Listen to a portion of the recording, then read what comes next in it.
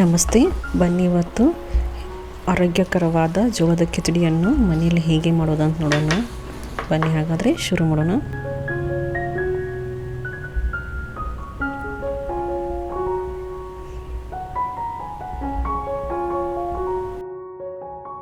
ಮೊದಲನೇದಾಗಿ ನಾನಿಲ್ಲಿ 1 ಕಪ್ಪಷ್ಟು ಜೋಳ ತೆಗೆದುಕೊಂಡಿದ್ದೀನಿ. ಅದನ್ನು ಚೆನ್ನಾಗಿ ತೊಳೆದು ರಾತ್ರಿ ಇಡೀ ನೆನೆ ಇಡಿ.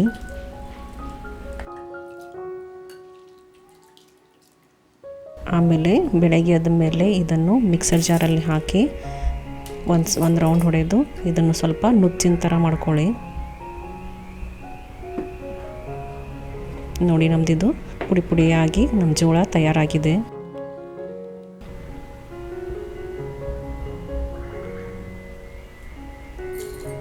ಬನ್ನಿ ಇದನ್ನು ಇನ್ನೊಂದು ಸರ್ತಿ ಚೆನ್ನಾಗಿ ತೊಳೆದುಕೊಳ್ಳೋಣ.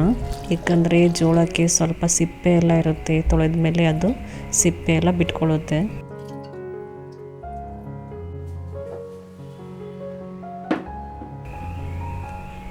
ಆಮೇಲೆ ಇದನ್ನು ನಾವೀಗ ಒಂದು ಕುಕ್ಕರ್ಗೆ ಹಾಕ್ಕೊಂಡು ಇದರ ಜೊತೆ ಹೆಸರುಬೇಳೆಯನ್ನು ಹಾಕ್ಕೋಬೇಕು. ಹೆಸರುಬೇಳೆಯನ್ನು 4 ಗಂಟೆವರೆಗೂ ನೆನೆ ಇಡಬೇಕು. ಇಲ್ಲಿ ನಾನು 1 ಕಪ್ಪಷ್ಟು ಹೆಸರುಬೇಳೆಯನ್ನು ತೆಗೆದುಕೊಂಡಿದ್ದೀನಿ.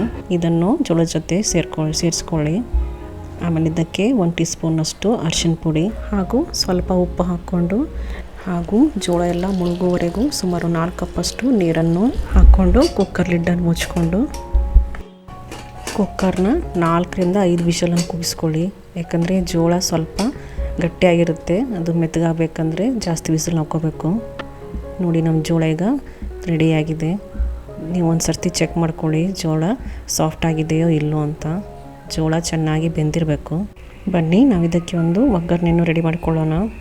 ಅದಕ್ಕೆ ಒಂದು ಕಡಾಯಲ್ಲಿ 4 ಟೇಬಲ್ ಸ್ಪೂನಷ್ಟು ಎಣ್ಣೆ ತೆಗೆದುಕೊಳ್ಳಿ. ಅದಕ್ಕೆ 1 ಟೀ ಸ್ಪೂನಷ್ಟು ಕರಿಮೆಣಸು ಹಾಗೂ 1 ಇಂಚಷ್ಟು ಚಕ್ಕೆ, 1 ಪುಲಾವ್ ಎಲೆ, 1 ಟೀ ಸ್ಪೂನಷ್ಟು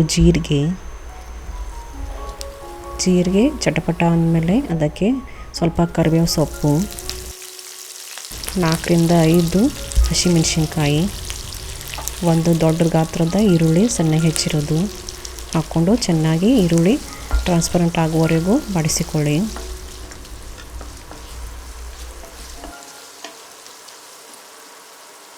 ಆಮೇಲೆ ಇದಕ್ಕೆ ನಾವು ಚಿಕ್ಕದೊಂದು ಕ್ಯಾಪ್ಸಿಕಮ್ ಸಣ್ಣಗೆ ಹೆಚ್ಚಿರೋದು ಹಾಕ್ಕೊಂಡು ಚೆನ್ನಾಗಿ ಬಾಡಿಸಿಕೊಳ್ಳಿ. ಆಮೇಲೆ ಇದಕ್ಕೆ 2 ದೊಡ್ಡ ಗಾತ್ರದ ಗಜ್ಜರಿ, ಅರ್ಧ ಕಪ್ಪಷ್ಟು ಬೀನ್ಸ್ ಹಾಗೂ ಇಲ್ಲಿ 1 ದೊಡ್ಡ ಗಾತ್ರದ ಆಲೂಗಡ್ಡೆಯನ್ನು ಕಟ್ ಮಾಡಿ ನೀರಲ್ಲಿ ನೆನೆ ಇಟ್ಟಿದ್ದೆ, ಅದನ್ನು ಹಾಕ್ಕೊಳ್ಳೋಣ. ಆಲೂಗಡ್ಡೆ ಕಟ್ ಮಾಡಿ ನೀರಲ್ಲಿ ನೆನೆ ಇಟ್ಟರೆ ಅದು ಕಪ್ಪಗಾಗೋಲ್ಲ. ಈಗ ಆಲೂಗಡ್ಡೆಯನ್ನು ಹಾಕ್ಕೊಂಡು ಚೆನ್ನಾಗಿ ಎಲ್ಲ ತರಕಾರಿ ಸಾಫ್ಟ್ ಆಗುವವರೆಗೂ ಬೇಯಿಸ್ಕೊಳ್ಳಿ. ಆಮೇಲೆ ಇದಕ್ಕೆ ಅರ್ಧ ಕಪ್ಪಷ್ಟು ಹಸಿ ಬಟಾಣಿ, ಅರ್ಧ ಕಪ್ಪಷ್ಟು ಟೊಮೆಟೊ ಹಾಕ್ಕೊಂಡು ಟೊಮೆಟೊ ಸಾಫ್ಟ್ ಆಗೋವರೆಗೂ ಚೆನ್ನಾಗಿ ಬೇಯಿಸ್ಕೊಳ್ಳಿ. ಆಮೇಲೆ ಇದಕ್ಕೆ 1 ಟೀ ಸ್ಪೂನಷ್ಟು ಅರಿಶಿನ ಪುಡಿ, 1 ಟೀ ಸ್ಪೂನಷ್ಟು ಗರಂ ಮಸಾಲ ಹಾಗೂ ಅರ್ಧ ಟೇಬಲ್ ಸ್ಪೂನಷ್ಟು ಕೆಂಪು ಮೆಣಸಿನ ಪುಡಿ ಹಾಕಿ ಚೆನ್ನಾಗಿ ಕಲಸಿ.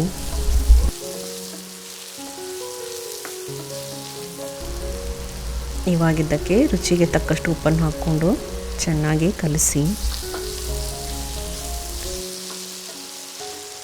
ಆಮೇಲೆ ನಾವು ಇದಕ್ಕೆ ಸ್ವಲ್ಪ 1 ಕಪ್ಪಷ್ಟು ನೀರನ್ನು ಹಾಕ್ಕೊಳ್ಳೋಣ. ನೀರು ಕುದಿ ಬಂದಮೇಲೆ ಒಂದು ಸರ್ತಿ ನೋಡಿಕೊಳ್ಳಿ ಎಲ್ಲ ನಿಮ್ಮ ತರಕಾರಿ ಬೆಂದಿದೆಯೋ ಇಲ್ಲೋ ಅಂತ. ಇವಾಗ ನಂದೆಲ್ಲ ತರಕಾರಿ ಬೆಂದಾಗಿದೆ.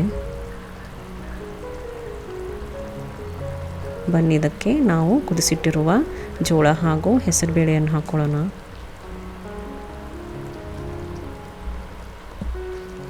ಆಮೇಲೆ ಇದನ್ನು ಒಂದು ಸರ್ತಿ ಚೆನ್ನಾಗಿ ಮಿಕ್ಸ್ ಮಾಡ್ಕೊಳ್ಳಿ.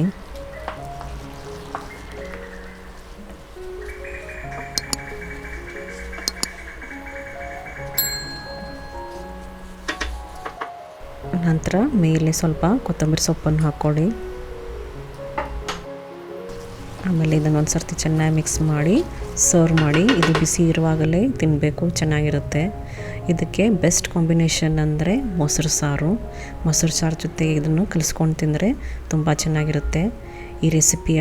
ಈ ಆರೋಗ್ಯಕರವಾದ ಜೋಳದ ರೆಸಿಪಿಯನ್ನು ನಿಮ್ಮ ಮನೆಯಲ್ಲಿ ಟ್ರೈ ಮಾಡಿ ಹಾಗೂ ಪ್ಲೀಸ್ ನನ್ನ ಚಾನಲನ್ನು ಸಬ್ಸ್ಕ್ರೈಬ್ ಮಾಡಿ. ಧನ್ಯವಾದಗಳು.